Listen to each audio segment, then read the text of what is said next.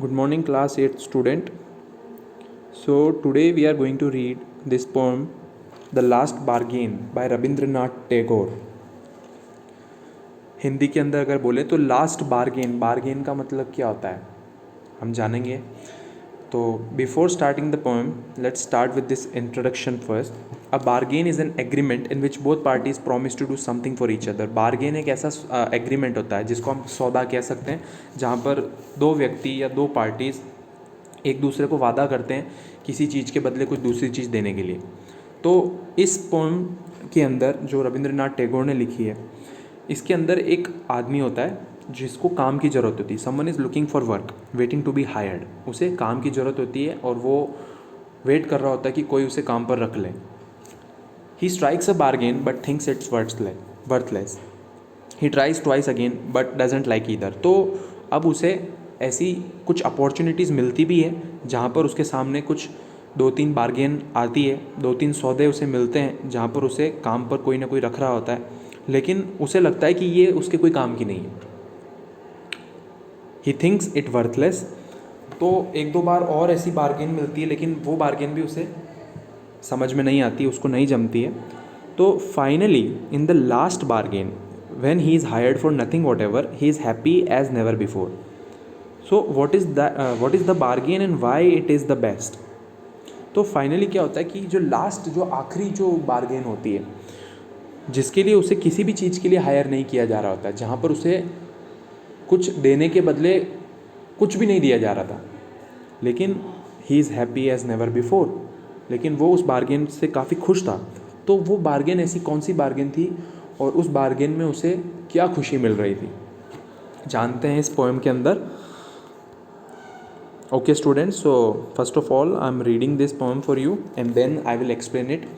Come and hire me, I cried while in the morning I was walking on the stone paved road. Sword in hand, the king came in his chariot. He held my hand and said, I will hire you with my power. But his power counted for naught, and he went away in his chariot.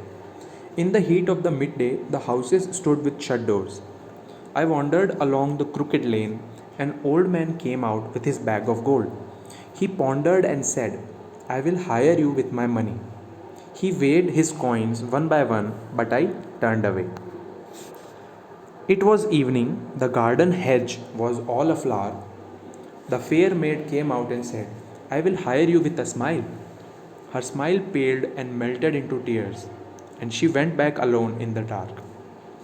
The sun glistened on the sand, and the sea waves broke waywardly. A child sat playing with shells. He raised his head and seemed to know me and said, I will hire you with nothing. From henceforward, that bargain struck in child's play made me a free man. Okay, so this was the poem, and let's start with the introduction. कि ऐसी कौन सी bargain थी जिसमें उसको पहले की दो तीन बार्गेन से ज़्यादा उसे खुशी मिली और क्यों उसने उसको फाइनली सेलेक्ट किया. कम and hire me, I cried while in the morning I was walking on the stone paved road. कि वो जो एक पर्सन है यहाँ पर, जो स्पीकर जो होता है, उसको काम की तलाश होती है, तो वो भटकता है. और सुबह सुबह जब वो एक रोड पर चल रहा होता है, I was walking on the stone paved road. Stone paved road का मतलब होता है पत्थरों से लदी हुई रोड, जिस पर जब मैं चल रहा था सुबह सुबह. कम and hire me, I cried, मैं चीख रहा था कि मुझे कोई काम पर रख लो, मुझे कोई काम पर रख लो. सुबह सुबह की बात थी जब मैं उस स्टोन पेव्ड रोड से गुज़र रहा था, मैं चीख रहा था. Sword in hand, the king came in his chariot. He held my hand and said, I will hire you with my power. तो उस वक्त क्या होता है, जब वो चीख रहा होता है, जब वो पुकार रहा होता है कि मुझे कोई काम पर रख लो, जब उसे काम की ज़रूरत होती है, तो उस वक्त एक राजा जो है अपने रथ पर बैठ करके, केम इन हिज चैरियट, चैरियट का मतलब होता है रथ, अपने रथ पर बैठ करके, जिसके हाथ में तलवार थी, वो मेरे पास आता है और मेरा हाथ पकड़ के मुझसे कहता है कि मैं तुम्हें हायर करता हूँ मेरी पावर से. आई will hire you with my power.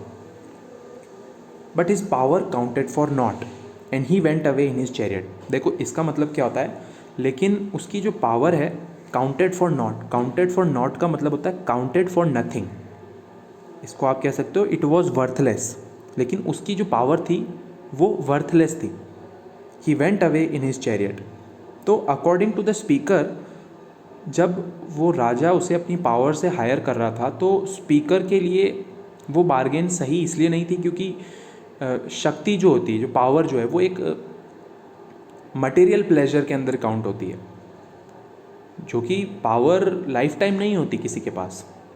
तो स्पीकर जो था, जो जिसे काम की ज़रूरत थी, उसके लिए उसकी पावर वर्थलेस थी, मतलब उसकी पावर का उसके लिए कोई मतलब नहीं था।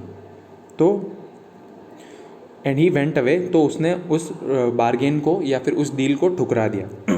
And then he went away in his chariot, तो वो राजा अपने रथ पर बैठ करके वापस चला गया। In the heat of the mid day the houses stood with the shut doors. तो अब जो है दोपहर का वक्त था और घरों के दरवाजे सारे बंद थे और गर्मी भी बहुत ज़्यादा थी। I wandered along the crooked lane. The speaker is saying कि he was wandering about the crooked lane, he was wandering along the crooked lane. Crooked lane का मतलब होता है यहाँ पर टेढ़ी मेढ़ी सड़कें, जिसको आप कह सकते हो। तो मैं टेढ़ी मेढ़ी जो सड़कें थी उस पर मैं भटक रहा था, गर्मी थी और सारे घरों के दरवाजे भी बंद थे। और तब मैं चिल्लाता हुआ कह रहा था कि मुझे काम की ज़रूरत है, कोई मुझे काम पर रख लो। An old man came out with his bag of gold. तो एक उसको सुन करके, स्पीकर को सुन करके, उसकी परेशानी को सुन करके एक बूढ़ा व्यक्ति उसके पास आता है जिसके हाथ में सोने से भरा हुआ बैग होता है। तो he pondered and said I will hire you with my money. Pondered का मतलब होता है a deep thought, a deep thinking. उसने सोचा, उस बूढ़े व्यक्ति ने सोचा और ये सोच करके कहा कि चलो ठीक है, मैं तुम्हें अपने पैसों से हायर करता हूँ। आई will hire you with my money, मतलब मैं तुम्हें पैसा दूंगा, तुम मेरे लिए काम करो। He weighed his coins one by one but I turned away. लेकिन यहाँ पर भी आई टर्नड अवे, मतलब मुझे ये बार्गेन समझ नहीं आई। क्यों समझ नहीं आई? क्योंकि once again money is also a materialistic pleasure, जो जिसका उसके जो स्पीकर है उसके अकॉर्डिंग उसकी इतनी वैल्यू नहीं थी। Money was also worthless. तो ये जो होता है पावर, मनी, ये सब मटेरियलिस्टिक, जो ये वेल्थ जो थी उसका अकॉर्डिंग टू द स्पीकर उसकी लाइफ के अंदर कोई मीनिंग नहीं था, जो कि आज होती है और कल नहीं होती है। ठीक है ना? तो वो उसको भी, उस डील को भी ठुकरा देता है। He weighed his coin one by one. तो ओल्ड मैन जो होता है वो अपने सिक्कों को गिन रहा होता है, लेकिन मैं उसे मना कर देता हूँ। It was evening, the garden hedge was all a flower. अब शाम का वक्त था जब फूल और कलियाँ खिली हुई थी। Garden hedge was all a flower का मतलब होता है the boundaries of garden was all blooming, the flowers were all blooming. फूल खिले हुए थे, मौसम काफ़ी खुशहाल था।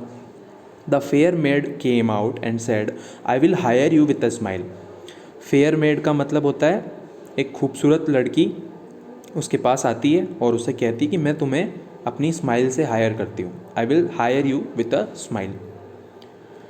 Her smile paled and melted into tears, and she went back alone into the dark. But according to the speaker, उसे ये लगता है कि खूबसूरती और भी किसी न किसी दिन ख़त्म होती है।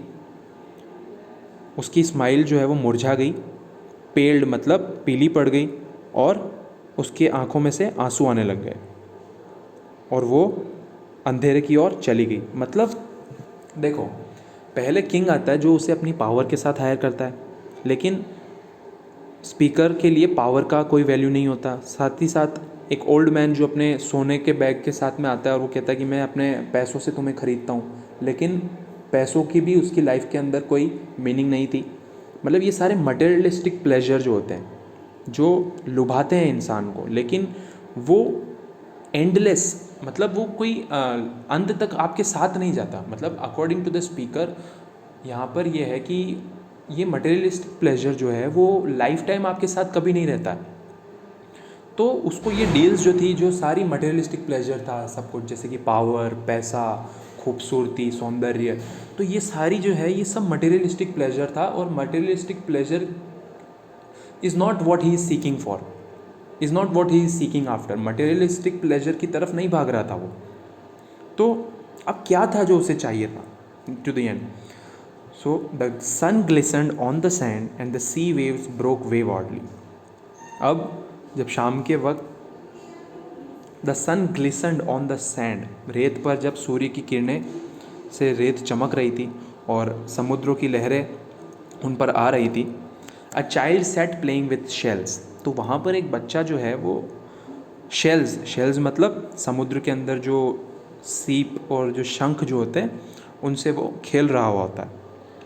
सो मैं परेशान था, तो मुझे देख करके वो बोलता है, he raised his head and seem to know me and said, मानो जैसे वो मुझे जानता हो और अपना हेड रेस करते हुए वो मुझे देखता है जैसे कि वो मुझे जानता हो, और वो मुझसे कहता है कि आई will hire you with nothing, मेरे पास तुम्हें कुछ भी नहीं देने को, लेकिन मैं तुम्हें काम पर रखता हूँ, आओ तुम मेरे साथ टाइम स्पेंड करो, तुम मेरे साथ खेलो, बट मेरे पास में तुम्हें देने के लिए कुछ भी नहीं है, I hire you with nothing. तो ये चीज़ सुन करके स्पीकर को फ्रॉम हैंस फॉरवर्ड का मतलब होता है उस वक्त के बाद से, वो जो बार्गेन होती है, that bargain struck in child's play made me a free man. तो उस बच्चे की खुशी को देख करके, उस बच्चे की हंसी को देख करके, उस बच्चे के साथ खेल करके, जब उस बच्चे ने मुझसे कहा कि मेरे पास तुम्हें देने को कुछ नहीं है, with such innocence that child spoke to him that he has nothing to give to the speaker, but I will hire you, I can hire you with nothing, मैं तुम्हें अपने साथ रखता हूँ, तुम मेरे साथ खेलो। तो इसका मतलब क्या होता है कि उस वक्त के बाद से वो बार्गेन जो है वो सबसे बढ़िया बार्गेन स्पीकर को लगती है, और वो उस बार्गेन को एक सच्ची बार्गेन मानता है और वो उसको तहे दिल से एक्सेप्ट करता है। So this was the poem by Rabindranath Tagore. तो इसका मतलब क्या होता है? देखो, मतलब ये होता है कि ये जो सारे मटेरियलिस्टिक प्लेजर्स जो होते हैं वो इंसान के, हाँ, काम के ज़रूर होते हैं, लेकिन वो अल्टीमेट फ्रीडम का सोर्स नहीं है। मतलब आप जो हो लाइफ के अंदर हमेशा happiness, at the end of the day what we want happiness, ठीक है। तो उस बच्चे की जो इनोसेंस जो थी और जो उसकी खुशी जो थी, उसको देख करके स्पीकर ने उस बार्गेन को एक्सेप्ट कर लिया। लेकिन जो मटेरियलिस्टिक प्लेजर था, पैसा, खूबसूरती, पावर, वो कहीं ना कहीं समय के साथ में ख़त्म हो जाती है, लेकिन अच्छी आदतें, अच्छे गुण, हैप्पीनेस, जो दिल से जो चीज़ें होती हैं ना, वो हमेशा साथ में रहती है। तो दैट्स वाई जो लास्ट जो बार्गेन थी, जहाँ पर उसे कुछ नहीं मिला, लेकिन कुछ नहीं मिलकर भी उसको बहुत कुछ मिल गया, तो उसने उस बार्गेन को एक्सेप्ट किया।